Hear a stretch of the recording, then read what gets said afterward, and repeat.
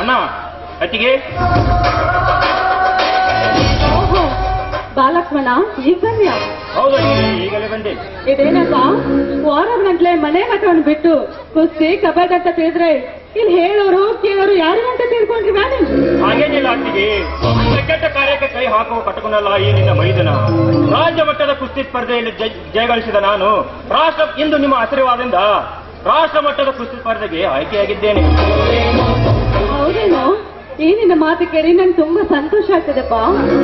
ಅತ್ತಿಗೆ, ಅಣ್ಣ ಎಲ್ಲಿ? ಅಣ್ಣನವರು ಕಬ್ಬಿನ ತೋಟಕ್ಕೆ ನೀರು ಬಿಟ್ಟು ಹೇಳಿ ಹೋಗಿದ್ದಾರಪ್ಪ ಇದನ್ನ.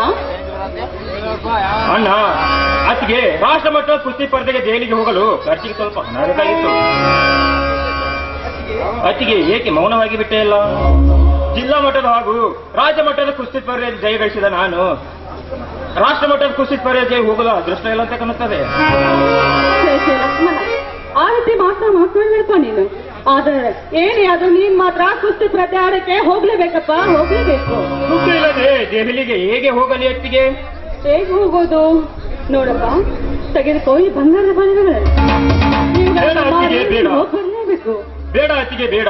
ಯಾಕೆಂದರೆ ನಿಮ್ಮ ಕೈಯಲ್ಲಿರುವ ಬಳೆಗಳನ್ನು ಹೊರಗೆ ತೆಗೆದರೆ ಶಿವನ ಜಡೆಯಲ್ಲಿರುವ ಚಂದ್ರನನ್ನು ಹೊರಗೆ ತೆಗೆದು ಬೇರ್ಪಡಿಸುತ್ತದೆ.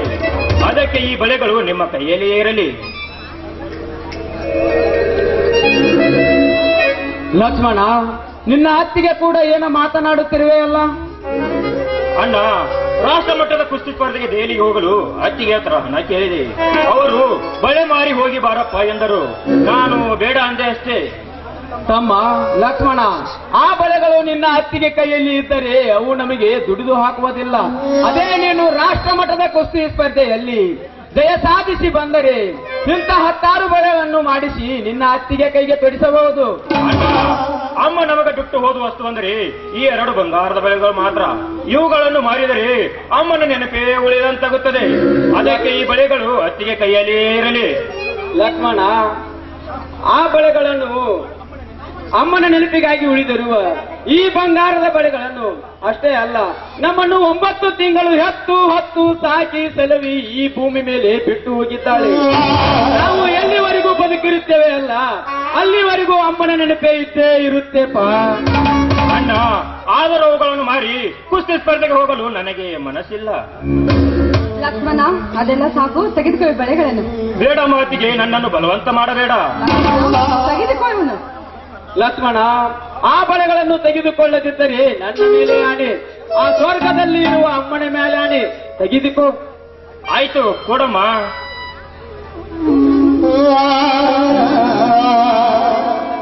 ಆಶೀರ್ವಾದ ಮಾಡೋಣ.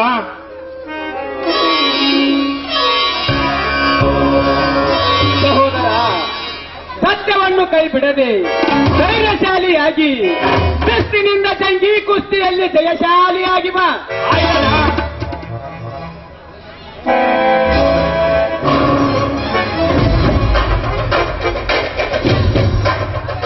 ಕಾವೇರಿ, ಈ ಭೂಮಿ ತಾಯಿಯ ಚೊಚ್ಚಲ ಮಗ ಯಾರು? ಒಕ್ಕಲಿಗ. ಒಕ್ಕಲಿಗ ಒಕ್ಕದಿದ್ದರೆ ಏನಾಗುವುದು? ಸ್ವಾಮಿ, ಒಕ್ಕಲಿಗೆ ಒಕ್ಕದಿದ್ರೆ ಜಗವೆಲ್ಲ ಬೆಕ್ಕೆಂಬ ಗಾದೆ ಮಾತು ನಿಮ್ಗೆ ಗೊತ್ತಿಲ್ವೇನ್ರಿ? ಕೇಳಿದ್ದೇನೆ ಕಾವೇರಿ, ಕೇಳಿದ್ದೇನೆ. ಆದರೆ ಏನು ಮಾಡುವುದು?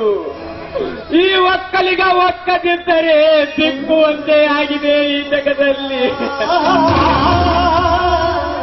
ಯಾಕ್ರಿ, ಏನಾಯ್ತ್ರಿ?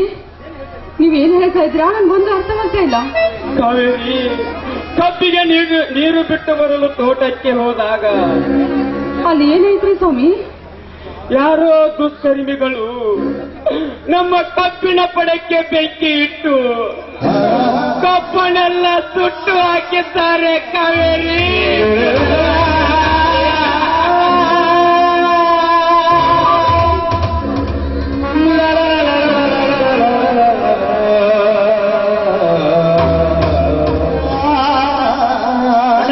ಏನಾಯ್ತಣ್ಣ? ಅತ್ತಿಗೆ ಒಳಗೆ ಹೋಗಿ ನೀರು ತೆಗೆದುಕೊಂಡು ಬಾ. ಆಯ್ತಪ್ಪ.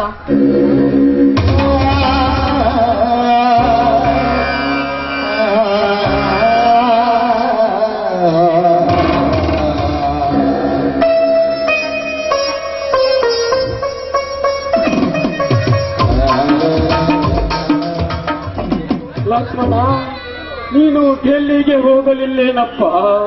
ಯಾಕಣ್ಣ ನಮ್ಮ ಕಬ್ಬಿಗೆ ಬೆಂಕಿ ಹಚ್ಚಿ ಸುದ್ದಿ ಏಕೆ ಹೇಳಲಿಲ್ಲ? ಇಲ್ಲಪ್ಪ, ಅದು ಅಣ್ಣ ಇಲ್ಲ, ಇನ್ನ ಮೇಲೆ ನಾನು ಕುಸ್ತಿ ಕಬಡ್ಡಿ ಅಂತ ಯಾವುದಕ್ಕೂ ಹೋಗುವುದಿಲ್ಲ. ಕೋಟಿ ವಿದ್ಯೆಗಿಂತ ಮೇಟಿ ವಿದ್ಯೆಯಂತೆ ನಾನು ನಿಮ್ಮ ಜೊತೆಯಲ್ಲೇ ಇದ್ದು ನಿಮ್ಮ ಜೊತೆಯಾಗಿಯೇ ದುಡಿಯುತ್ತೇನೆ. ಅದಕ್ಕೆ ಮೊದಲು ಅಣ್ಣನನ್ನು ಕರೆದುಕೊಂಡು ಒಳಗೆ ಹೋಗು. ನಡೀರಿ.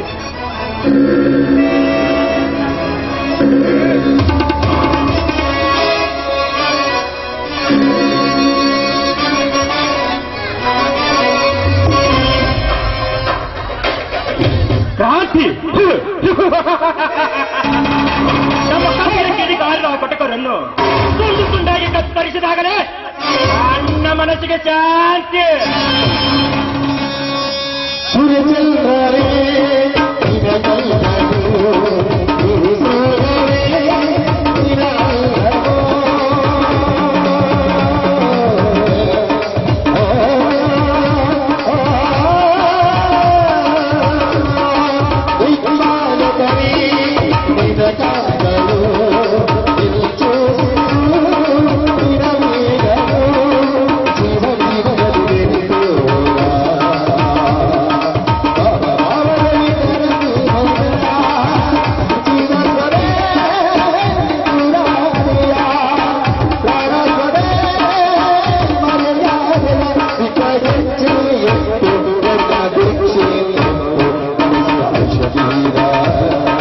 I should